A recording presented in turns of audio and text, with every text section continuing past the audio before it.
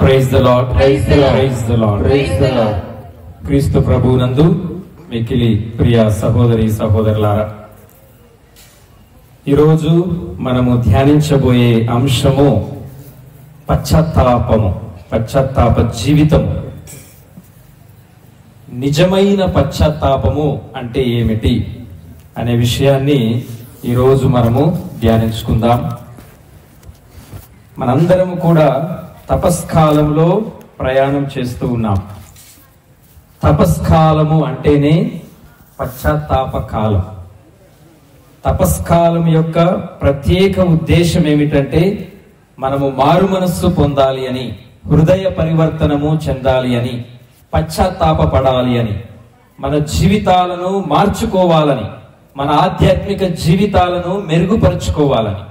అందుకే 40 రోజుల తపస్కాల పశ్చాత్తాప కాలాన్ని తల్లి శ్రీ సభ మనకు అందించింది. మరి ఈ తపస్కాల ముఖ్య ఉద్దేశము పశ్చాత్తాపము కాబట్టి, హృదయ పరివర్తనము, మారు మనస్సు కాబట్టి ఈ అంశము గురించి మనము ధ్యానిద్దాం. ఇప్పటికే మరి సగం కాలం గడిచిపోయింది. ఈ రోజుల్లో మనము ఎంతవరకు మన ప్రార్థన జీవితం ద్వారా కానీ, మనం చేసే ఉపవాసాల ద్వారా కానీ, దాన ధర్మాల ద్వారా కానీ, మనము మాట్లాడే మంచి మాటల ద్వారా కానీ, మనము జీవించే మంచి జీవిత విధానము బట్టి కానీ ఎంతవరకు మరి మనము చేసిన పాపాలకు తప్పులకు పశ్చాత్తాపడ్డాం, ఎంతవరకు మన జీవితము మారింది అన్నటువంటి అంశాలను ఈరోజు మనము ధ్యానించుదాం, ఆత్మ పరిశీలన చేసుకుందాం. ప్రియ సహోదరి సహోదరులారా, లూకా సువార్త 13వ అధ్యాయము 3వ వచనము ఒకసారి ఆలకించుదాం. ప్రభు ఈ విధంగా అంటూ ఉన్నారు, హృదయ పరివర్తనము చెందనిచో మీరు అందరూ అట్లే నాశనమగుదురని మీతో చెప్పుచున్నాను. Praise the lord, praise the lord, praise the Lord. మనము జీవించాలి అంటే, మనము బ్రతకాలి అంటే, మనము నాశనము కాకుండా ఉండాలి అంటే మనలో ఉండాల్సింది ఏమిటి? హృదయ పరివర్తనము, మారు మనస్సు, పశ్చాత్తాప జీవితం. అది లేకపోతే మీరు నాశనమవుతారని ప్రభువే అంటూ ఉన్నారు. కాబట్టి ప్రభువు చెప్పిన ఈ చిన్న వాక్యము బట్టి పశ్చాత్తాపము అనేది మన జీవితంలో ఎంత ప్రాముఖ్యమో, ఎంత అవసరమో అనేది మనకి అర్థమవుతూ ఉంది. ప్రియ సహోదరి సహోదరులారా, మన అనుదిన జీవితంలో మనం ఏదైనా ఒక మంచి పని చేశామనుకోండి, మనలో సంతోషం కలుగుతుంది, ఆనందం కలుగుతుంది. మన హృదయంలో ఏదో తెలియనటువంటి ఆనందము, సంతోషము, ఇంకొక మాటలో చెప్పుకోవాలి అంటే ఆత్మ సంతృప్తి కలుగుతూ ఉంటుంది. అదే మనం ఏదైనా ఒక చెడు పని చేసినట్లయితే, ఒక పాపము చేసినట్లయితే, మనలో ఉన్నటువంటి అంతరాత్మ, మనస్సాక్షి, ఆత్మసాక్షి అనేది మనము తప్పు చేశాము, మనము పాపం చేశాము అని ఎప్పుడు కూడా మనకి గుర్తు చేస్తూ ఉంటుంది, చెబుతూ ఉంటుంది. కాబట్టి పశ్చాత్తాపము అంటే ఏమిటి? చేసిన తప్పును తెలుసుకొని దుఃఖించి ఇక ముందు అలాంటి తప్పు పాపము నేను చేయకూడదు అని మారు మనస్సు పొంది హృదయ పరివర్తనము చెందటము పశ్చాత్తాపం, ఒక మాటలో చెప్పాలి అంటే. అయితే ఈ రోజుల్లో ఉన్నటువంటి, మనలో ఉన్నటువంటి పెద్ద సమస్య, ఆటంకం ఏమిటంటే మనలో ఉన్నటువంటి ఆ అంతరాత్మ కలుషితమైపోయింది. మనస్సాక్షి, అంతరాత్మ అనేది అందరిలో ఉంటుంది. అది మనల్ని ఎప్పుడు కూడా, మనం పాపం చేసినప్పుడల్లా, తప్పు చేసినప్పుడల్లా, చెడు పని చేసినప్పుడట్లా అది మనకి గుర్తు చేస్తూ ఉంటుంది. అయితే ఈ రోజుల్లో ఆ అంతరాత్మ అనేది కలుషితమైపోయింది. ఆత్మసాక్షి, మనస్సాక్షి అనేది లేకుండా మనము జీవిస్తూ ఉన్నాం. మన మనస్సు, మన హృదయాలు కఠినమైపోయాయి. ఎంతగా అంటే నేను చేసింది తప్పు పాపము అని తెలియకుండా జీవించే అంతగా. మనము ఏదైనా తప్పు చేసినా కానీ, పాపం చేసినా కానీ, ఇది తప్పు ఎందుకు అవుతుంది, ఇది ఒప్పు అని మనల్ని మనము సమర్థించుకునే అంతగా మనం జీవిస్తూ ఉన్నాం. అంతవరకు నేటి సమాజము వెళ్ళిపోయింది. నేను ఏది చేసినా ఒప్పే, నేను ఏది చేసినా రైటే, అది తప్పు ఎలా అవుతుంది, పాపం ఎలా అవుతుంది అని ప్రశ్నించే అంతవరకు మనం వెళ్ళిపోయాం. ప్రియ సహోదరి సహోదరులారా, ఎప్పుడైతే మనలో ఈ మనస్సాక్షి, ఆత్మసాక్షి అనేది చచ్చిపోతూ ఉందో అప్పుడు మనలో పాప భీతి అనేది ఉండదు, దైవ భీతి అనేది ఉండదు. ఇది చాలా ఘోరమైనటువంటి పరిస్థితి అని మనం చెప్పుకోవచ్చు. ఒకవేళ దైవ భీతి అంటే దేవుడంటే భయము లేనప్పుడు, పాపము అంటే భయము లేనప్పుడు ఇక పశ్చాత్తాపపడటానికి ఎంత మాత్రము కూడా అవకాశము లేదు. అవునా కాదా? పాపభీతి దైవభీతి ఉంటేనే పశ్చాత్తాపపడటానికి ఆస్కారం ఉంటుంది. అందుకే ఒక గొప్ప ఆయన ఈ విధంగా అన్నాడు, తప్పులు ఎవరైనా చేస్తారు, పాపాలు ఎవరైనా చేస్తారు, కానీ మూర్ఖులు మాత్రమే వాటిని సరిదిద్దుకోకుండా జీవిస్తారు అని అన్నాడు. ఇదే విషయాన్ని మనకి పాత నిబంధన గ్రంథంలో బైబిల్లో కూడా ఉంది. మూర్ఖులు చేసిన తప్పును ఒప్పుకోకుండా జీవిస్తారు అని. తప్పులు ఎవరైనా చేస్తారు కానీ మూర్ఖులు మాత్రమే వాటిని సరిదిద్దుకోకుండా జీవిస్తారు. ఎప్పుడు మనము మూర్ఖులుగా మారుతాం? మనలో ఆ మనస్సాక్షి, ఆత్మసాక్షి అనేది కుంటుబడినప్పుడు, చచ్చిపోయినప్పుడు, ఉన్నా కానీ దాన్ని ఆలకించకుండా మన ఇచ్చ వచ్చినట్లుగా జీవించినప్పుడు. కాబట్టి ప్రియ సహోదరి సహోదరులారా, క్రైస్తవ జీవితంలో పశ్చాత్తాపము ఎంతో అవసరం. ఎందుకంటే మనందరికీ మనస్సాక్షి అనేది ఒకటి ఉంది, అంతరాత్మ అనేది ఒకటి ఉంది. దాన్ని ఎప్పుడు కూడా మనము అనుసరించాలి, దాన్ని ఎప్పుడు కూడా మనము ఆలకించాలి. అప్పుడే మనము పశ్చాత్తాపపడటానికి ఆస్కారం ఉంటుంది. అయితే మరి ఈ రోజు మనము నిజమైనటువంటి పశ్చాత్తాపం అంటే ఏమిటి?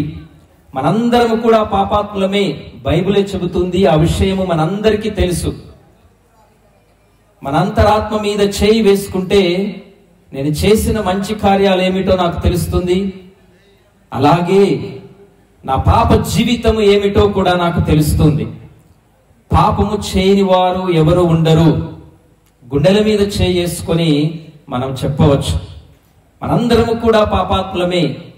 దేవునికి తోటి వారికి వ్యతిరేకంగా ఏదో ఒక బలహీన సమయంలో మనందరం కూడా తప్పులు చేస్తూనే ఉన్నాం, పాపాలు చేస్తూనే ఉన్నాం.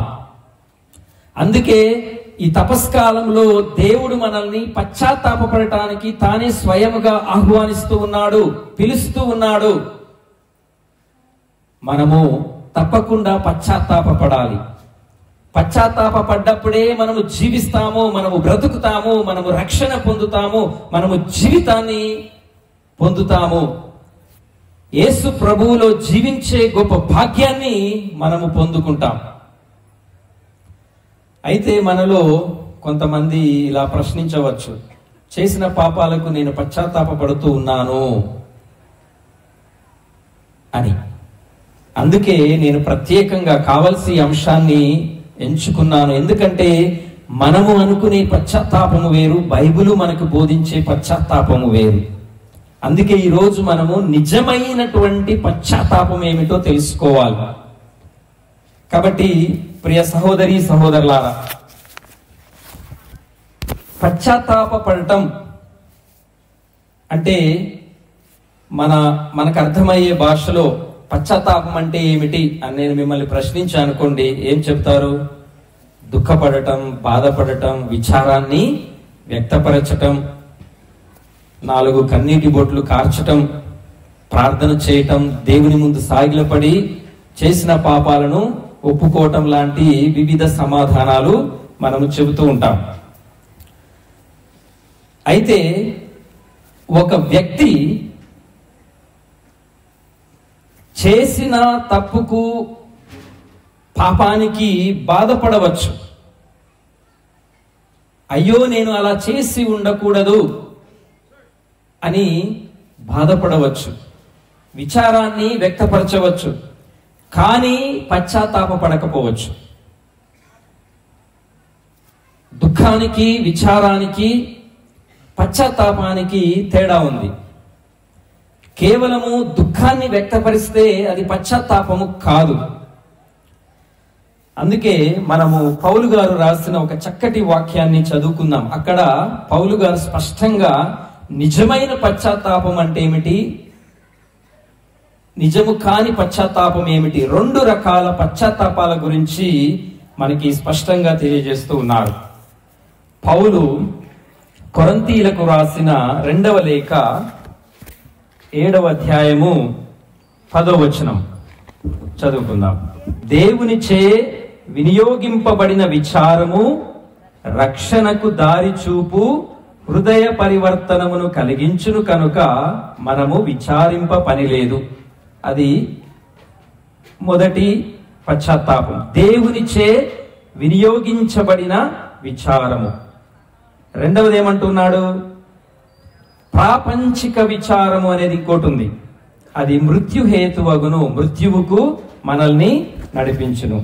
కాబట్టి ఇక్కడ 7వ అధ్యాయము 10వ వచనంలో పౌలు 2 రకాలైనటువంటి పశ్చాత్తాపముల గురించి తెలియజేస్తూ నిజమైనటువంటి పశ్చాత్తాపం ఏమిటో మనకి తెలియజేస్తూ ఉన్నాడు.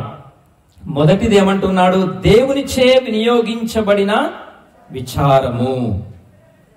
అంటే పాపము గురించినటువంటి పశ్చాత్తాపము, అది నిజమైనటువంటి పశ్చాత్తాపం. నిజముగా మనము పశ్చాత్తాపపడితే మనకి ఏమి కలుగుతుంది అంటున్నాడు, రక్షణకు దారి చూపు హృదయ పరివర్తనమును కలిగించును. అది నిజమైనటువంటి పశ్చాత్తాపము. హృదయ పరివర్తన కలిగే దుఃఖము నిజమైనటువంటి పశ్చాత్తాపము. అది మనలకు రక్షణ కలిగిస్తుంది, రక్షణ మార్గమునకు మనల్ని నడిపిస్తుంది అంటూ ఉన్నాడు. రెండవది ఏంటి, ప్రాపంచిక విచారము, ప్రాపంచిక పశ్చాత్తాపము. అంటే పశ్చాత్తాపము లేకుండా మనకు అర్థమయ్యే భాషలో చెప్పుకోవాలి అంటే దొంగ ఏడుపులు ఏడవటం, ముసలి కన్నీరు కార్చటం దేవుని సమక్షంలో, సానుభూతి కోసం ఏడవటం. అయ్యో నేను ఫలానా తప్పు చేశాను, పాపం చేశాను, దేవుడు నన్ను శిక్షిస్తాడేమో, లేకపోతే నేను చేసిన తప్పు పాపము 10 మందికి తెలిసిపోయింది, సంఘంలో నా గురించి ఏమనుకుంటారు అన్నటువంటి ఒక రకమైనటువంటి దుఃఖాన్ని, విచారాన్ని వ్యక్తపరచటం. అలాంటి దుఃఖము, అలాంటి బాధ, అలాంటి విచారము నిజమైనటువంటి పశ్చాత్తాపము కాదు. అది ప్రాపంచిక పశ్చాత్తాపము. ప్రాపంచిక అంటే ఈ లోక సంబంధమైనటువంటి పశ్చాత్తాపము. దేవునిచే వినియోగించబడినటువంటి పశ్చాత్తాపము నిజమైనటువంటి పశ్చాత్తాపము అని పౌలు గారు అంటూ ఉన్నారు. ఈ రెండింటి మధ్య మనము ఆ వ్యత్యాసాన్ని, ఆ తేడాని మనము తెలుసుకోవాలి. దేవునిచే వినియోగించబడిన విచారము అంటే దేవుని నుండి వచ్చేటటువంటి దుఃఖము, దేవుని చిత్తానికి అనుగుణముగా ఉండేటటువంటి దుఃఖము, మనము చేసిన పాపము పట్ల నిజమైనటువంటి పశ్చాత్తాపాన్ని వ్యక్తపరచటం, పవిత్రాత్మ చేత ప్రేరేపింపబడినటువంటి దుఃఖం, అది నిజమైనటువంటి పశ్చాత్తాపం. అది కేవలము మానసిక క్షోభ కాదు. కొంతమంది చేసిన తప్పులకు, పాపాలకు మానసికంగా బాధపడుతూ ఉంటారు, మానసిక క్షోభని అనుభవిస్తూ ఉంటారు. చేసిన తప్పు వల్ల, పాపం వల్ల ఆ మానసిక క్షోభ నిజమైనటువంటి పశ్చాత్తాపము కాదు. మానసిక క్షోభతో, బాధతో, విచారంతో పాటు దేవుని పట్ల చేసిన ద్రోహానికి నిజమైనటువంటి పశ్చాత్తాపాన్ని కలిగినప్పుడే అది దేవునిచే వినియోగించబడినటువంటి విచారం అవుతుంది, నిజమైనటువంటి పశ్చాత్తాపం అవుతుంది. Praise the lord, praise the lord, praise the lord, praise the lord, praise the Lord. అలాంటి పశ్చాత్తాపం యొక్క ఫలితం ఏమిటి? హృదయ పరివర్తన కలిగిస్తూ ఉంది. నిజముగా మనము పశ్చాత్తాపడినప్పుడు, దేవునిచే వినియోగించబడినటువంటి పశ్చాత్తాపము మనలో హృదయ పరివర్తన కలిగిస్తూ ఉంది. హృదయ పరివర్తన అంటే ఏమిటి? మన మనస్సులో మార్పు, మన హృదయములో మార్పు, మన జీవితాలలో మార్పు, మన ప్రవర్తనలో మార్పు, మన మాట తీరులో మార్పు, మనం చూసే చూపులో మార్పు, మనం చేసే ప్రతి పనిలో మార్పు. పాపము నుండి దేవుని వైపుకు మరలటం హృదయ పరివర్తన.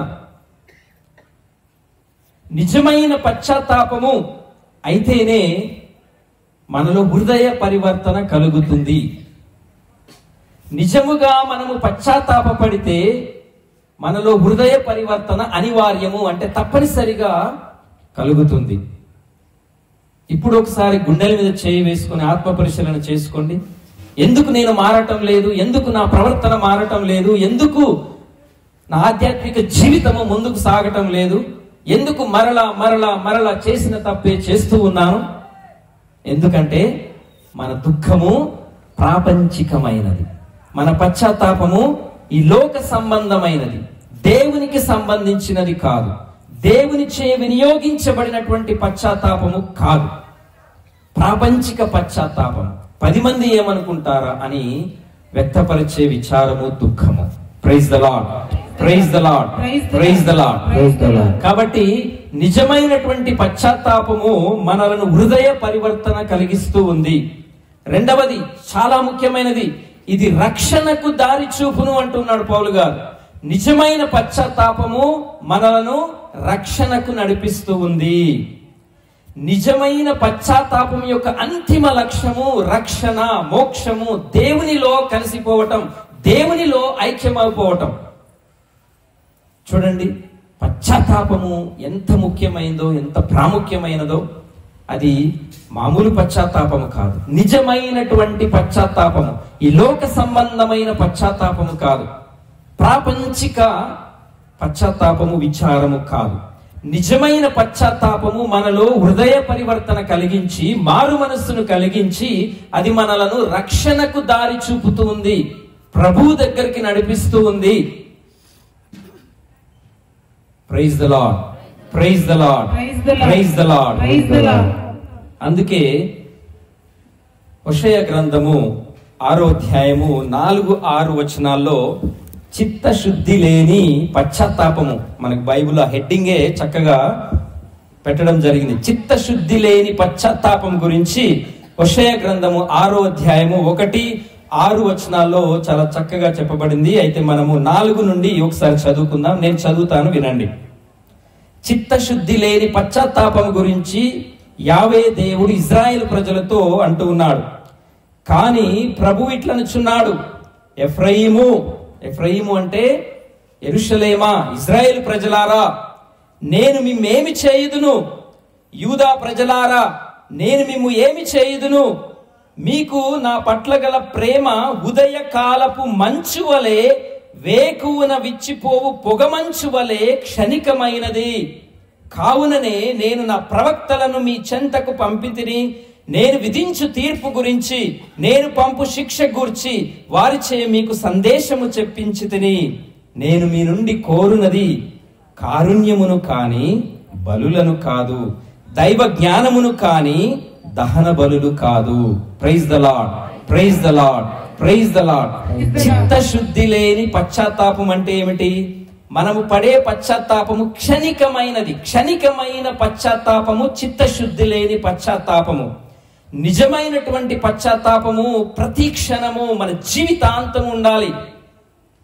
ఏదో తపస్కాలంలో దీక్ష తీసుకున్నాను, డ్రెస్ వేసుకున్నాను, ఫలానా గుడులు సందర్శించాను, కొద్ది ఎక్కువ సమయాన్ని ప్రార్థనలో గడిపాను, ఉపవాసాలు ఉన్నాను, దాన ధర్మాలు చేస్తూ ఉన్నాను, తపస్కాలం అయిపోగానే మరలా నా పాత జీవితానికి వెళ్ళిపోతాను అనుకుంటే అది చిత్తశుద్ధి లేని పశ్చాత్తాపం అవుతూ ఉంది.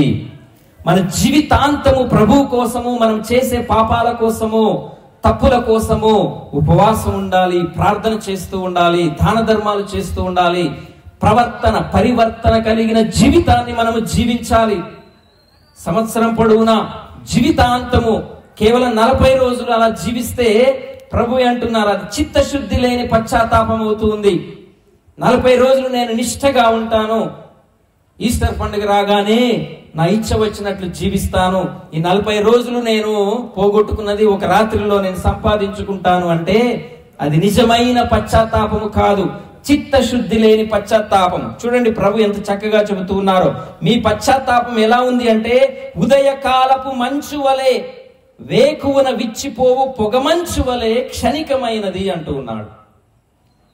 ఏదో ఒక సమయంలో మన గుండెకాయలో క్లక్కు అంటది, అయ్యో పాపం చేశాను, తప్పు చేశాను, 2 కన్నీటి బొట్లు, ముసలి కన్నీరు, క్షణికమైనది. తర్వాత మరలా పాత జీవితమే. అలాంటి పశ్చాత్తాపము చిత్తశుద్ధి లేని పశ్చాత్తాపము అని యెషయా ప్రవక్త ద్వారా ప్రభు ఆనాడు ఇజ్రాయెల్ ప్రజలకు, యూదా ప్రజలకు చెప్పినట్లే ఈరోజు నీకు నాకు చెబుతూ ఉన్నాడు. ఎలాంటి పశ్చాత్తాప జీవితాన్ని మనం జీవిస్తూ ఉన్నాం? క్షణికమైనదా, శాశ్వతమైనదా? పొగమంచు తెల్లారేలోపు సూర్యుడు రాగానే అది మాయమైపోతుంది.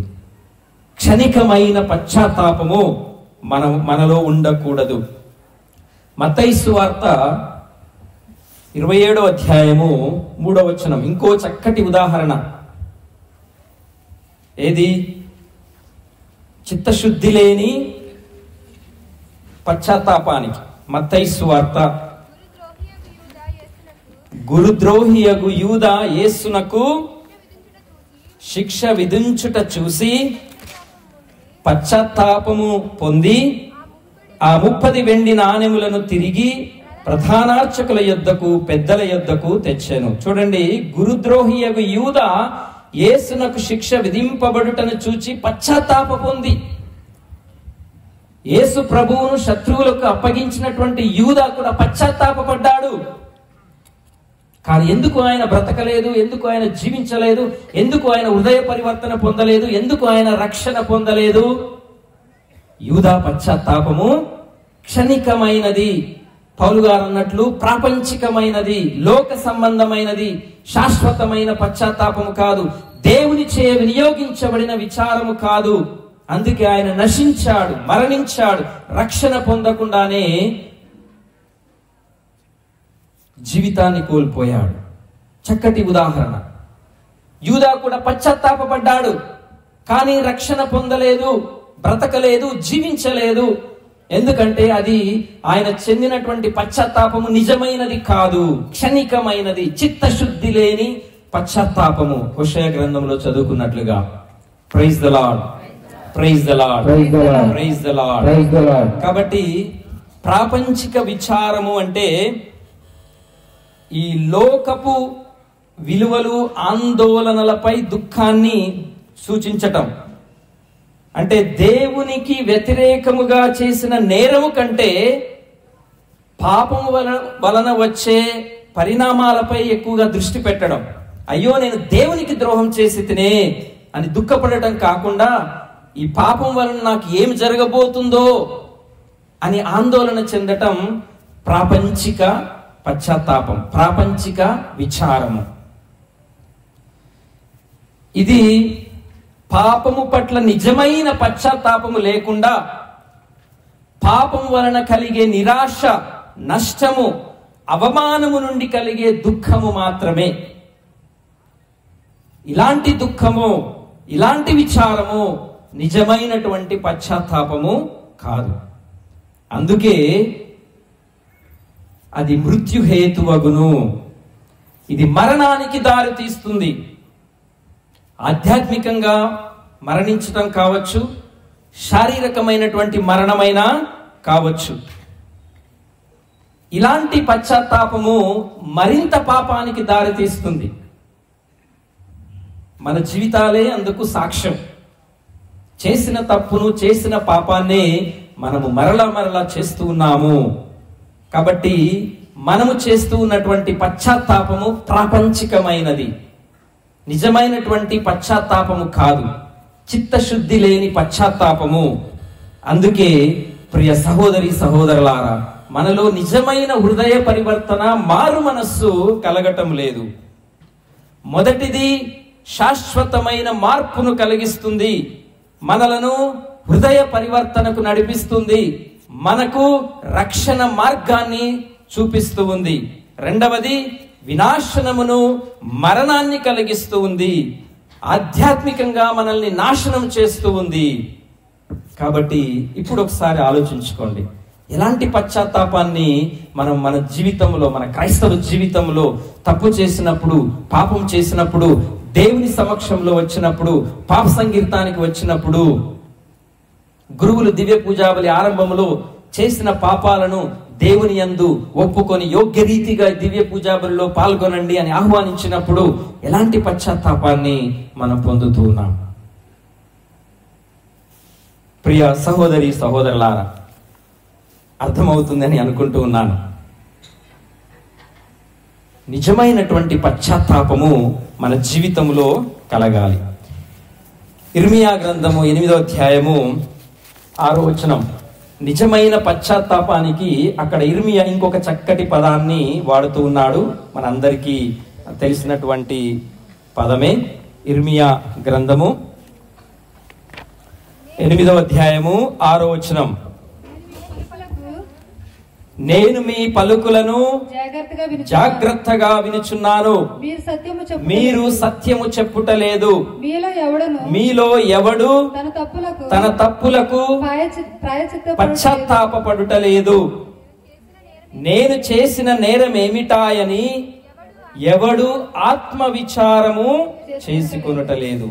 నేను వాక్య పరిచర్య ఆరంభంలో చెప్పాను, మనలో ఉన్నటువంటి ఆత్మసాక్షి, మనస్సాక్షి చచ్చిపోయింది. నేనేం నేరం చేశాను, నేను చేసింది కరెక్టే కదా అని మనల్ని మనం సమర్థించుకుంటూ ఉన్నాం. చూడండి, దేవుడు అదే చెబుతూ ఉన్నాడు.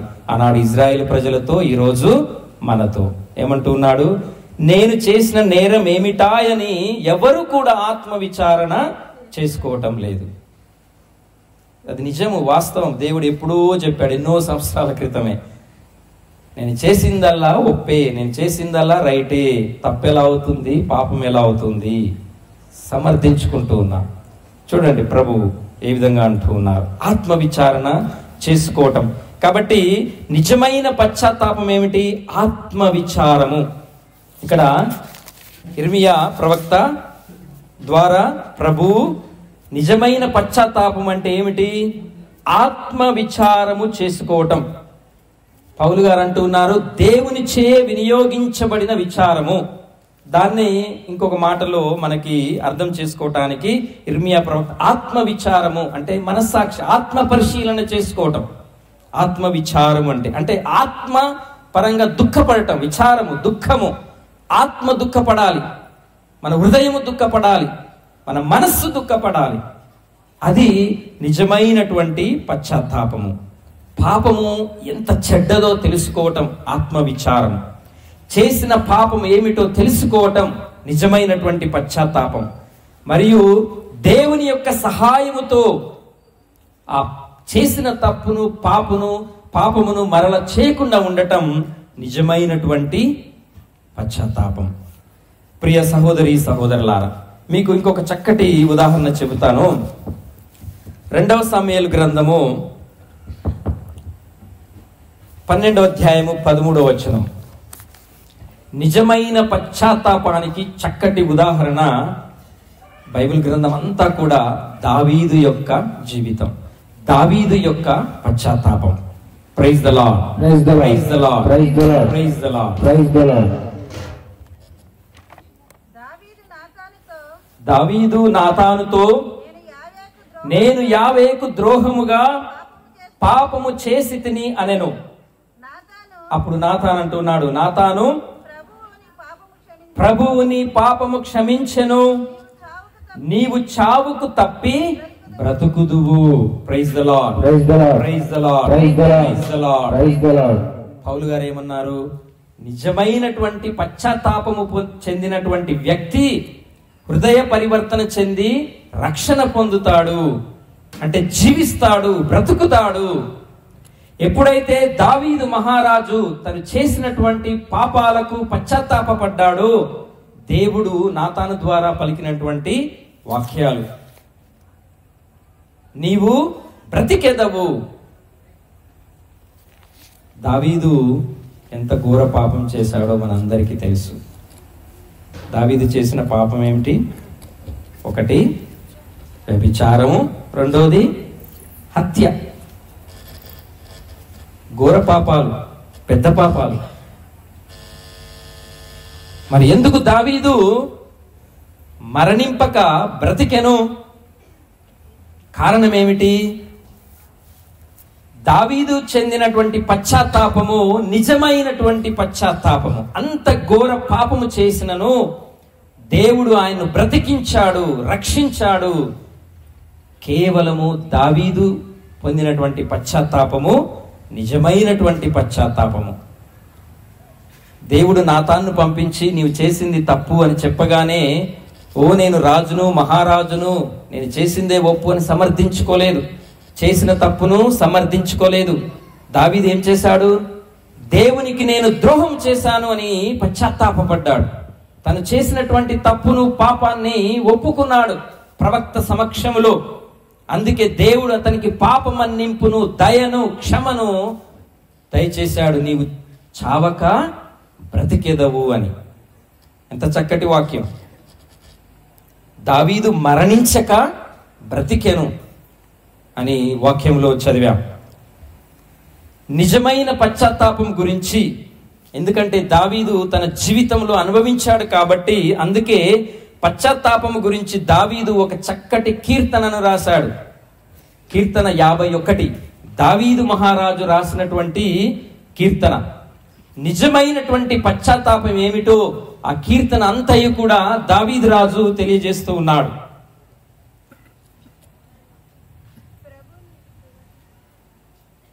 దావీదు తను చేసినటువంటి పాపమునకు పశ్చాత్తాపమును వెల్లడిస్తూ ఈ కీర్తనను రాసి ఉన్నాడు.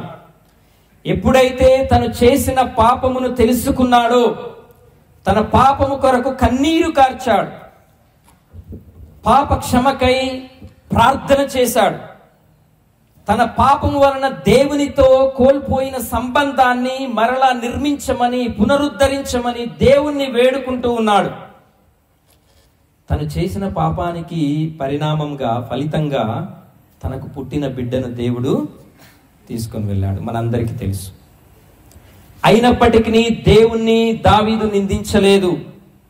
తన పాపముపైనే, తన పశ్చాత్తాపముపైనే దృష్టి పెట్టాడు. తనకు కలిగినటువంటి మొదటి బిడ్డను దేవుడు తీసుకుని వెళ్ళినను, ఆ బిడ్డ మరణించినను, దావీదు తన పశ్చాత్తాపాన్ని వెల్లడించాడు. దావీదు తను చేసినటువంటి పాప జీవితానికి పశ్చాత్తాపడ్డాడు. 4వ వచనం చదువుకుందాం. అందుకే దావీదు పశ్చాత్తాపము నిజమైనది అని 4వ వచనం మనకు తెలియజేస్తూ ఉంది. నీకే కేవలము నీకే ద్రోహముగా నేను పాపము చేసి తిని అంటూ ఉన్నాడు. ఈ వాక్యము దేవుని పట్ల దావీదుకు కలిగినటువంటి నిజమైన పశ్చాత్తాపాన్ని అది తెలియజేస్తుంది. తను ఎంత ఘోర పాపము చేశాడో, ఆ పాపము యొక్క స్వభావం ఏమిటో, తను చేసినటువంటి ఆ తప్పు వల్ల, పాపం వల్ల తను దేవుని ఎంతగా బాధించాడో దావీదు అర్థం చేసుకున్నాడు. అందుకే ఈ వాక్కుల ద్వారా తనలో కలిగిన నిజమైన పశ్చాత్తాపాన్ని వ్యక్తపరుస్తూ ఉన్నాడు. దేవా, నీకే ద్రోహముగా నేను పాపము చేసి తిని అంటూ ఉన్నాడు. 17వ వచనం, దేవా నేను అర్పించు బలి పశ్చాత్తాపపూరితమైన హృదయమే, విరిగి నలిగినట్టిదియు వినయాన్వితమైన హృదయమును నీవు అనాదరము చేయవు. ఆయన మహారాజు, గొప్పవాడు, రాజ్యం ఎంతగానో విస్తరించింది. తను చేసిన పాపానికి, తప్పుకు 100 బలులు అర్పించగలిగే శక్తి దావీదుకు ఉంది. ఆ రోజుల్లో జంతువులను బలులుగా అర్పించేవారు, పాప పరిహారానికి బలిగా. మరి దావీదు ఏం చేశాడు? బలులను అర్పించాడా? కానుకలను అర్పించాడా? దేవునికి గల్లపెట్టెలో, చందాపెట్టెలో డబ్బులు వేశాడా? దావీదు ఏం చేశాడు? పశ్చాత్తాప పూరితమైనటువంటి హృదయాన్ని దేవునికి బలిగా అర్పించాడు. అది నిజమైనటువంటి పశ్చాత్తాపం. ఈ రోజుల్లో మనం ఏమనుకుంటామంటే, ఈ చేసేయన్నీ మంచియే, చెడ్డవని నేను అనటం లేదు. అంటే మన ఆలోచనలు ఎలా ఉంటాయంటే 10 గుడులు తిరిగితే మన పాపాలు మాయమైపోతాయి అని అనుకుంటాం. చందాపెట్టెలో కొంచెం ఎక్కువ డబ్బులు వేస్తే పాపాలు మాయమైపోతాయని అనుకుంటాం. పూజలు పెట్టిస్తే పాపాలు మాయమైపోతాయని అనుకుంటాం. అవన్నీ కూడా మంచియే, మంచి సాంప్రదాయాలే. వాటితో పాటు వాటికన్నా ముందుగా మనము దేవునికి అర్పించాల్సిందేమిటి? పశ్చాత్తాపపూరితమైనటువంటి హృదయము. అది గనుక నీవు కానుకగా బలిగా దేవునికి అర్పించకపోతే నీవు చేసే ఈ ప్రార్థనలు, దాన ధర్మాలు, ఉపవాసాలకు ఉపయోగము ఉండదు. ఇది ఖచ్చితము, వాస్తవం. అవన్నీ కూడా ఎప్పుడు ఫలిస్తాయి అంటే వాటితో పాటు వాటికంటే ముందుగా ఎప్పుడైతే నీవు పశ్చాత్తాప హృదయాన్ని నీవు దేవునికి కానుకగా బలిగా అర్పిస్తావో. మనం ఈ ప్రాంగణంలోనికి వస్తూ ఉండగా అందరూ కూడా వెలుగుతున్నటువంటి క్రొవ్వొత్తులను అక్కడ సిలువ కాడ సమర్పిస్తూ ఉన్నాం.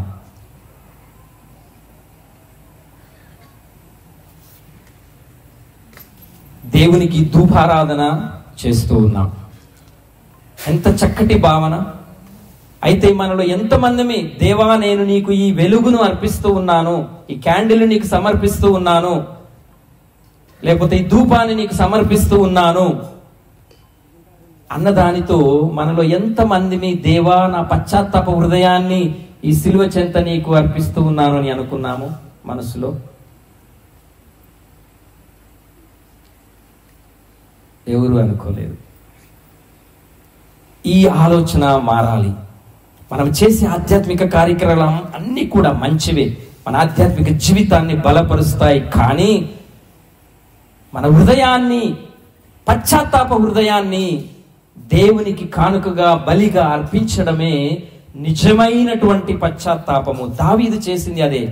వ్యభిచరించాడు, హత్య చేశాడు, కానీ ఆయన బ్రతికాడు, రక్షణ పొందాడు, అతనిలో హృదయ పరివర్తన కలిగింది. ఎందుకంటే ఆయన చేసిన పశ్చాత్తాపము నిజమైన పశ్చాత్తాపము. Praise the lord, praise the lord, praise the lord, praise the lord. కాబట్టి ప్రియ సహోదరి సహోదరులారా, ఒకసారి ఫ్రాన్స్ దేశంలో నెపోలియన్ మహారాజు ఆయన దేశంలో ఉన్నటువంటి జైలును సందర్శించాడు, కారాగారం. అక్కడ ఉన్నటువంటి ప్రజలను చూసి చాలా బాధపడ్డాడు, విచారపడ్డాడు. వీరిని ఎలాగైనా విడుదల చేయాలి అని అనుకున్నాడు. అయితే ఈ నెపోలియన్ చక్రవర్తిని చూసి వారందరూ కూడా, చాలామంది చక్రవర్తి దగ్గర అంటూ ఉన్నారు, నేను ఏ పాపం చేయలేదు, నేను అనవసరముగా ఇక్కడ శిక్షను అనుభవిస్తూ ఉన్నాను. ఎవరికి వారు సమర్థించుకోవాలని చూస్తూ ఉన్నారు. చక్రవర్తి ఏమో అందరిని విడుదల చేయాలనేటువంటి ఆలోచనలో ఉన్నాడు. చివరికి ఒకే ఒక వ్యక్తి నెపోలియన్ దగ్గరికి వచ్చి అంటూ ఉన్నాడు, నేను నిజముగా తప్పు చేశాను, పాపం చేశాను, అందుకే నేను ఈ శిక్షను అనుభవిస్తూ ఉన్నాను, నేను అర్హుడనే అన్నాడు. నెపోలియన్ ఆ ఒక్క వ్యక్తిని మాత్రమే విడుదల చేశాడు. అలాంటి ఒప్పుకోలుతనము కలిగి ఉండటం నిజమైన పశ్చాత్తాపం. సమర్థించుకోవటము నిజమైన పశ్చాత్తాపము కాదు. Praise the lord, praise the Lord. అందుకే ప్రియ సహోదరి సహోదరులారా, దావీదు పశ్చాత్తాపంలో కొన్ని ముఖ్యమైనటువంటి అంశాలు ఉన్నాయి, అవి తెలుసుకుందాం. మొదటిది పాపాన్ని ఒప్పుకోవటం. దావీదు ఆయన మహారాజు అయిన నాతాను ప్రవక్త వచ్చినప్పుడు ఆయనను కించపరచలేదు, అవమానపరచలేదు. దేవుని యొక్క సందేశాన్ని ఆ ప్రవక్త ద్వారా అర్థం చేసుకున్నాడు, పాపాన్ని ఒప్పుకున్నాడు. చేసిన తప్పును కప్పిపుచ్చుకోవటానికి ప్రయత్నం చేయలేదు, దాచడానికి ప్రయత్నం చేయలేదు. అందుకే 3వ వచనంలో దావీదేమంటూ ఉన్నాడు, 51వ కీర్తన 3వ వచనం, నా అపరాధములు నాకు తెలియను, నేనెల్లప్పుడూ నా తప్పులను జ్ఞప్తికి తెచ్చుకొనుచునేయుందును అన్నాడు. అది నిజమైనటువంటి పశ్చాత్తాపం. సమర్థించుకోవటం కాదు, కప్పిపుచ్చుకోవటం కాదు, దాచిపెట్టుకోవటం కాదు. ధైర్యంగా చేసిన తప్పును దేవుని సమక్షంలో, దైవజనుల సమక్షంలో ఒప్పుకోవటం. కాబట్టి నిజమైన పశ్చాత్తాపంలో ఉండవలసిన మొదటి లక్షణం పాపాన్ని ఒప్పుకోవటం, సమర్థించుకోవటం కాదు. నేను చేసింది నేరమా అని సమర్థించుకోవటం కాదు. రెండవది క్షమాపణ కోసం వేడుకోవటం. దావీదు చేసిన తప్పును పాపమును ఒప్పుకొని క్షమాపణ కోసం, పాప క్షమాపణ కోసం దేవుణ్ణి వేడుకున్నాడు. 1వ వచనం, ప్రభు నీ స్థిరమైన ప్రేమతో నన్ను కరుణింపుము, నీ అనంత కరుణతో నా పాపములను తుడిచివేయుము. విజ్ఞాపన ప్రార్థన. దేవా, ఇదిగో ఇది నా తప్పు, నేను హత్య చేశాను, వ్యభిచారం చేశాను, ఇది నేను ఒప్పుకుంటూ ఉన్నాను, నన్ను క్షమించు, నా పాపములను తుడిచివేయుము. రెండవ లక్షణం, క్షమాపణ కోసం ప్రభువును వేడుకోవాలి. సమర్థించుకున్నవాడు ఎప్పుడు కూడా దేవుని కరుణను దయను కోరుకోడు, క్షమాపణ కోసం ప్రార్థన చేయడు. మూడవది చాలా ముఖ్యమైనది, హృదయ శుద్ధి కోసం ప్రార్థన చేయాలి. దావీదు తన హృదయాన్ని శుద్ధి చేయమని, తన హృదయాన్ని పరిశుభ్రపరచమని, తను చేసినటువంటి పాపము వలన కలుషితమైపోయినటువంటి తన హృదయాన్ని శుద్ధి చేయమని ప్రార్థించాడు. 10వ వచనం, దేవా నాలో నిర్మల హృదయమును సృజింపుము, నూతనమును స్థిరమునైన మనస్సును నాలో నెలకొల్పుము. Praise the lord, praise the lord, praise the lord, praise the lord. నిజమైనటువంటి పశ్చాత్తాపము హృదయ శుద్ధి కోసం ప్రార్థన చేయటం. నాలో నిర్మల హృదయాన్ని సృజింపు, నూతనమును స్థిరమునైన మనస్సును నాలో నెలకొల్పుము అని ప్రార్థించటం. 4వ ముఖ్యమైన అంశం ఏమిటంటే పునరుద్ధరణ కోసం ఆశించటం. పాపం చేసినప్పుడల్లా ఏమవుతుందంటే దేవునితో మన సంబంధాన్ని తుంచివేసుకుంటూ ఉన్నాం. దేవునితో మనకున్నటువంటి సంబంధము తెగిపోతూ ఉంటుంది. 12వ వచనంలో నీ రక్షణానందమును నాకు మరలా దయచేయము. దావీదు ఎందుకంటూ ఉన్నాడు? తను చేసిన పాపం వలన, తప్పు వలన ఆనందాన్ని కోల్పోయాడు, రక్షణ ఆనందాన్ని కోల్పోయాడు, సంతోషాన్ని కోల్పోయాడు. పాపం చేసినప్పుడల్లా మన జీవితంలో జరిగేది అదే. ఆనందాన్ని, ఆ రక్షణ ఆనందాన్ని, సంతోషాన్ని మనం కోల్పోతూ ఉన్నాం.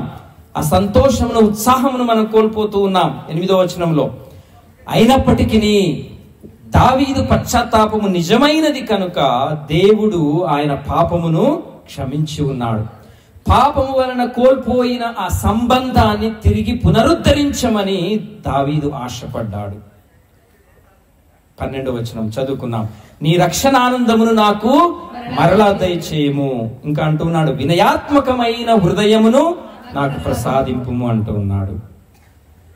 మొదటిది పాపమును ఒప్పుకోవటం, రెండవది క్షమాపణ కోసం ప్రార్థించటం, మూడవది హృదయ శుద్ధి కోసం ప్రార్థన చేయటం, 4వది దేవునితో తెగిపోయిన సంబంధాన్ని పునరుద్ధరించటమని ఆశించటం, 5వది దేవుని యొక్క దయపై ఆధారపడటం, నిజమైన పశ్చాత్తాపం. దావీదు ఈ చేసిన 2 పాపాలతో పాటు మంచి కార్యాలు కూడా చేశాడు. ఎన్నో అద్భుత కార్యాలు చేశాడు దేవుని ప్రజల కోసం. అయితే దావీదు దేవునితో ఇలా అనలేదు, నేను ఎన్నో గొప్ప కార్యాలు చేశాను కదా, నేను చేసింది 2 కదా అని సమర్థించుకోలేదు. దావీదు తన స్వంత నీతిపై కాకుండా, తను చేసిన గొప్ప కార్యాలపై కాకుండా, తను చేసినటువంటి మంచి జీవితముపై కాకుండా దేవుని దయపై ఆధారపడ్డాడు. చేసింది 2 తప్పులే, మంచి కార్యాలు మరి ఎన్నో చేశాడు. తన నీతిపై ఆధారపడకుండా, తను చేసిన మంచి కార్యాలపై ఆధారపడకుండా దేవుని దయపై ఆధారపడ్డాడు. ఇది చాలా ముఖ్యం. అది నిజమైన పశ్చాత్తాపం. మనలో కూడా చాలా మంది అనుకుంటాం, సరే నేను చేసింది చిన్న తప్పే కదా అని, ఎన్నో మంచి కార్యాలు చేస్తున్నాను, దేవుని దయ నాపై ఉండదా? ఎప్పుడైతే నీవు దేవునిపై ఆధారపడతావో తప్పకుండా దేవుని దయ, కనికరము మనపై ఉంటుంది. చివరిగా 6వది దేవునిపై విశ్వాసాన్ని కలిగి ఉండటము, నిజమైన పశ్చాత్తాపం. దావీదు చేసింది చాలా పెద్ద తప్పు అయినా కానీ దేవుడు, నేను నిజముగా పశ్చాత్తాపపడితే దేవుడు నన్ను తప్పకుండా క్షమిస్తాడు, మన్నిస్తాడు అని విశ్వసించాడు. అది నిజమైనటువంటి పశ్చాత్తాపము. పశ్చాత్తాప హృదయాన్ని నేను దేవునికి బలిగా అర్పించినప్పుడు నా కానుకను దేవుడు అనాదరము చేయడు అన్నాడు దావీదు. దాని అర్థం ఏమిటి? తన గొప్ప విశ్వాసాన్ని వ్యక్తపరుస్తూ ఉన్నాడు, తెలియపరుస్తూ ఉన్నాడు. కాబట్టి ప్రియ సహోదరి సహోదరులారా, దావీదు యొక్క జీవితము, ఆయన చెందినటువంటి పశ్చాత్తాపము నిజమైన పశ్చాత్తాపము. పౌలు గారు అన్నట్లు దేవునిచే వినియోగించబడినటువంటి విచారము, ఇర్మియా ప్రవక్త పలికినట్లుగా ఆత్మ విచారము, అది నిజమైనటువంటి పశ్చాత్తాపం. చిత్తశుద్ధి లేని పశ్చాత్తాపము కాదు, లౌకికమైనటువంటి ప్రాపంచికమైనటువంటి పశ్చాత్తాపము కాదు. అందుకే దావీదు అంత గొప్ప పాపాలు చేసినా కానీ ఆయన బ్రతికాడు, చావును తప్పించుకున్నాడు, రక్షణను పొందాడు, రక్షణ ఆనందాన్ని పొందాడు. ఎందుకంటే ఆయన వ్యక్తపరిచినటువంటి పశ్చాత్తాపము నిజమైన పశ్చాత్తాపము. అలాంటి పశ్చాత్తాప జీవితాన్ని మనము కూడా జీవించాలి అని తపస్కాలము మనము గ్రహించాలి. కాబట్టి ప్రియ సహోదరి సహోదరులారా, నిజమైన పశ్చాత్తాపం అంటే ఇది. ఇన్ని రోజులు మనము దాన్ని తెలుసుకోలేకపోయాం. ప్రాపంచికమైన ఈ లోకానికి సంబంధించినటువంటి పశ్చాత్తాప మాయలో పడిపోయి మనలో హృదయ పరివర్తన కలగకుండా, పశ్చాత్తాపము కలగకుండా ఇన్ని రోజులు మనము జీవించి ఉన్నాం. యోహాను సువార్త 8వ అధ్యాయము 11వ వచనం, వ్యభిచారములో పట్టుబడినటువంటి స్త్రీతో ప్రభువు ఒక చక్కటి మాటను పలికాడు. స్టోరీ అంతా మనకు తెలుసు, చదువుకోవాల్సిన అవసరం లేదు. వ్యభిచారంలో పట్టుబడినటువంటి స్త్రీని యూద మత నాయకులు, పరిసయ్యులు, ధర్మశాస్త్ర బోధకులు, ఇతర ప్రజలతో కలిసి ప్రభువు యొద్దకు తీసుకొని వచ్చారు. ప్రభు ఏమన్నాడు? మీలో పాపము చేయని వారు ఎవరైనా ఉంటే మొదటి రాయిని వేయండి అని. అందరూ వెళ్ళిపోయారు. ఎందుకు వెళ్ళిపోయారు? అందరూ పాపం చేశారు. చివరిగా 11వ వచనంలో ప్రభు ఆ స్త్రీతో ఏమన్నాడు? చదవండి. లేదు ప్రభు. అందుకు యేసు నేనును నీకు శిక్ష విధింపను, వెళ్ళుము, ఇక పాపము చేయకుము. ఆ పదము చాలా ముఖ్యము. ఇక పాపము చేయకుము అన్నది నిజమైన పశ్చాత్తాపము. వ్యభిచారము చేసినటువంటి స్త్రీని ప్రభువు శిక్షించలేదు, దయ చూపాడు, కనికరము చూపాడు. ఎందుకు? ఆమె హృదయములో నిజమైనటువంటి పశ్చాత్తాపాన్ని ప్రభువు చూశాడు. అందుకే ఆ వాక్యాన్ని పలికాడు, ఇక పాపము చేయకము. ప్రభు ఆమె హృదయాన్ని చవి చూశాడు. నిజమైన పశ్చాత్తాపాన్ని ఆ స్త్రీ కలిగి ఉంది. ఇప్పుడు నా నుండి వెళ్ళిపోతే ఇక ఎప్పటికీ ఆమె పాపము చేయదు అని ప్రభు గ్రహించాడు. అందుకే ఇక పాపము చేయకము అన్నాడు. గుర్తుపెట్టుకోండి, ఇక పాపము చేయకుండా ఉండటమే నిజమైన పశ్చాత్తాపము. వాళ్ళందరూ వెళ్ళిపోయారు. ఎందుకు? ప్రభు వారి పాపాలను నేలపై రాశాడు, వాటిని చూసి వెళ్ళిపోయారు. అవునా కదా? వారు కూడా పశ్చాత్తాపపడి ఉంటే ఆ క్షణములోనే రక్షణ పొందేవారు, రక్షణ ఆనందాన్ని పొందేవారు. ఎవరు కూడా తను చేసిన పాపాన్ని ప్రభు సమక్షంలో ఒప్పుకోలేదు. ఆ స్త్రీ ఒక్కతే నిజమైన పశ్చాత్తాపాన్ని వ్యక్తపరిచింది. కాబట్టి నేనును నిన్ను శిక్షించను, వెళ్ళుము, ఇక పాపము చేయకుము అన్నాడు. అదే విషయాన్ని యోహాను సువార్త 5వ అధ్యాయము 14వ వచనంలో కూడా చూస్తూ ఉన్నాం. కోనేటి వద్ద 38 ఏండ్ల నుండి బాధపడుతూ ఉన్నటువంటి ఒక వ్యాధి పీడితుణ్ణి ప్రభువు నీ పడకని ఎత్తుకొని వెళ్ళు, నడు అన్నాడు. ఆ క్షణములోనే స్వస్థత పరిచాడు. తరువాత వ్యక్తిని దేవాలయంలో కనుగొని ప్రభువు చక్కటి వాక్యాన్ని ఆ వ్యక్తితో అన్నాడు. యోహాను సువార్త 5వ అధ్యాయము 14వ వచనం,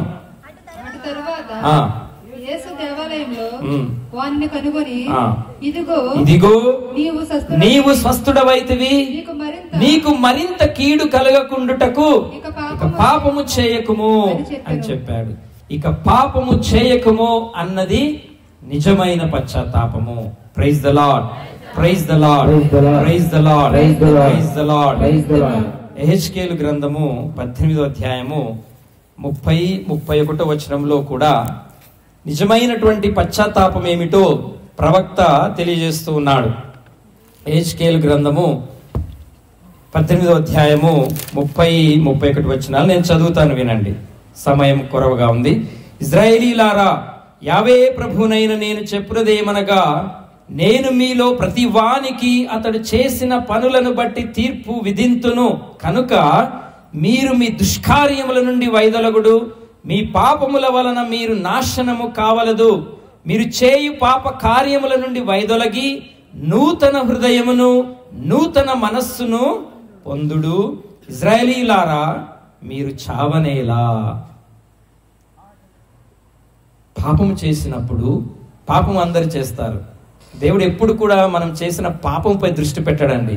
చేసిన పాపానికి పశ్చాత్తాప పడుతున్నామా లేదా అని చూస్తాడు. పాపాన్ని ఖండిస్తాడు, కానీ పాపిని ఎప్పుడు దేవుడు ప్రేమిస్తాడు. మనలో ఉండవలసింది పశ్చాత్తాపము. ఇవి కూడా మరొక చక్కటి వాక్యాలు. మీరు చావనేలా, మీరు చావడం నాకు ఇష్టం లేదు, పశ్చాత్తాపపడండి, మీరు బ్రతికెదరు, జీవిస్తారు అని మరి ఇక్కడ హెజ్కేలు ప్రవక్త ద్వారా కూడా ప్రభు తెలియజేస్తున్నారు. నిజమైన పశ్చాత్తాపం యొక్క ఫలితం ఏమిటి? నూతన హృదయమును నూతన మనస్సును కలిగి జీవించటం. వాక్యంలో విన్నాం. పశ్చాత్తాపడినవాడు నూతన మనస్సు, నూతన హృదయాన్ని కలిగి ఉంటాడు. అలాంటి జీవితాన్ని మనం జీవించినప్పుడు మనము చేసేది నిజమైన పశ్చాత్తాపము అని మనకి అర్థమవుతుంది. యోవేలు గ్రంథము 2వ అధ్యాయము 12వ వచనం, అక్కడ ప్రవక్త అంటున్నాడు, పశ్చాత్తాపము అంటే పూర్ణ హృదయముతో దేవుని చెంతకు మరలి రావటం, ఉపవాసముతో, సంతాపముతో, ఏడ్పులతో దేవుని చెంతకు తిరిగి వచ్చుట. అంటే నిజమైన పశ్చాత్తాపం అంటే ఏంటి? పాప జీవితాన్ని విడిచిపెట్టి తిరిగి మరలా దేవుని చెంతకు రావటం నిజమైన పశ్చాత్తాపం.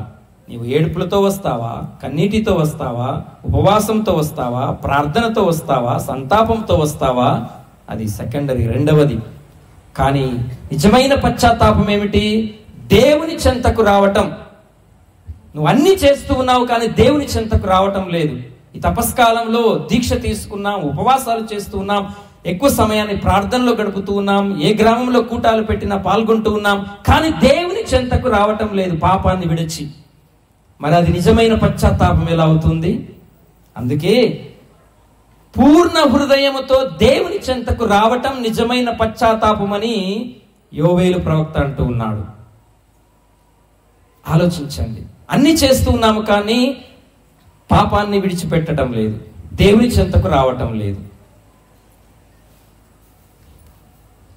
కాబట్టి ప్రియ సహోదరి సహోదరులారా, మరి ఆత్మ పరిశీలన చేసుకుందాం. నిజమైన పశ్చాత్తాపాన్ని జీవించినప్పుడే మనలో హృదయ పరివర్తన కలుగుతుంది, మారు మనస్సు కలుగుతుంది, మనము రక్షణానందాన్ని పొందుతాము. జక్కయ్య కథ అందరికీ తెలిసిందే. జక్కయ్యతో ప్రభు ఏమన్నాడు? నేడు నీ ఇంటికి రక్షణ వచ్చింది అన్నాడు. ఎందుకన్నాడు ఆ మాట? అతడు ఒక పాపి, ఎంతో మంది దగ్గర డబ్బులు అన్యాయంగా సంపాదించుకున్నాడు, ధనాన్ని కూడగట్టుకున్నాడు, ఎంతో మంది కుటుంబాలను నాశనం చేశాడు. అయినా కానీ ప్రభువు ఆ క్షణంలో జక్కయ్య దిగిరమ్ము, నేడు నీ ఇంటికి రక్షణ వచ్చింది అన్నాడు. ఎందుకన్నాడు? జక్కయ్య నిజమైన పశ్చాత్తాపాన్ని పొందుతూ ఉన్నాడని ప్రభు గ్రహించాడు. ప్రభు అనుకున్నట్లుగానే, ప్రభు గ్రహించినట్లుగానే జక్కయ్య తన పశ్చాత్తాపాన్ని వ్యక్తపరిచాడు. జక్కయ్య ఏమన్నాడు ప్రభుతో? ప్రభు, నేను ఎవరికైనా అన్యాయం చేస్తే 4 రెట్లు దాన్ని ఎక్కువగా ఇస్తాను, సగాన్ని పేదవారికి ఇస్తానన్నాడు. అంతకన్నా గొప్ప పశ్చాత్తాపం ఇంకేముంది? అందుకే జక్కయ్యతో నేడు నీ ఇంటికి రక్షణ వచ్చింది అన్నాడు. ఊరకే అనలేదు. పశ్చాత్తాప పడితేనే రక్షణ, వేరే మార్గం లేదు, వేరే షార్ట్ కట్ లేదు. పశ్చాత్తాప పడితేనే రక్షణ, రక్షణ ఆనందము. పేతురు కూడా పాపం చేశాడు. ప్రభు అంటే ఎవరో నాకు తెలియదు అన్నాడు. ప్రథమ శిష్యుడు, ముఖ్యమైనటువంటి వాడు, నాయకుడు. కానీ యూదావలే పేతురు ఎందుకు నశించలేదు? పేతురు వెక్కి వెక్కి ఏడ్చాడు. అది నిజమైన పశ్చాత్తాపం. నిజమైన పశ్చాత్తాపాన్ని వ్యక్తపరిచాడు కాబట్టి పేతురు ఒక గొప్ప పునీతునిగా ఈరోజు ఉన్నాడు. అలాగే సౌలుగా మారినటువంటి పౌలు, సౌలుగా ఎంతమంది క్రైస్తవులను హింసించాడు, చంపాడు. ఎప్పుడైతే దేవుని దర్శించుకున్నాడో, ప్రభు యొక్క జ్యోతిని, వెలుగును చూశాడో, నిజమైన పశ్చాత్తాపాన్ని చెందాడు. సౌలును పౌలుగా మార్చుకున్నాడు, తన సాధనముగా చేసుకున్నాడు. అతని ద్వారా ఎంతమందికి రక్షణ కలిగింది. అలాగే యోబు కథ మనందరికీ తెలుసు. దావీదు వలె యోబు కూడా పశ్చాత్తాపపడ్డాడు. ఒకానొక సమయంలో యోబు తన సహనాన్ని కోల్పోయి దేవుని తప్పుపట్టాడు. నేను నీతిమంతుణ్ణి, ఎందుకు నాకు ఇంత శిక్ష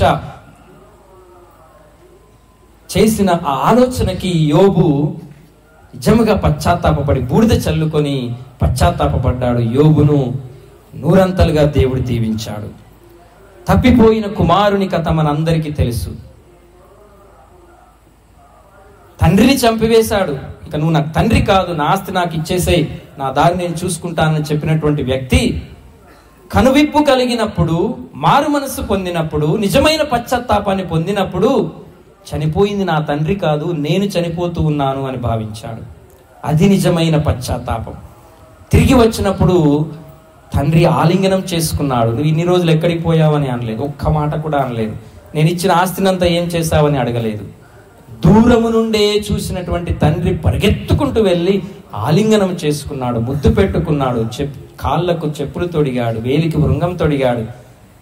కొవ్విన కోడె దూడను కోసి గొప్ప విందుని ఏర్పాటు చేశాడు. దీనంతటికి కారణం ఏమిటి? నిజమైన పశ్చాత్తాపము ఆ కుమారుడు పొందాడు. కాబట్టి మన దేవుడు కూడా అలాంటి వాడే.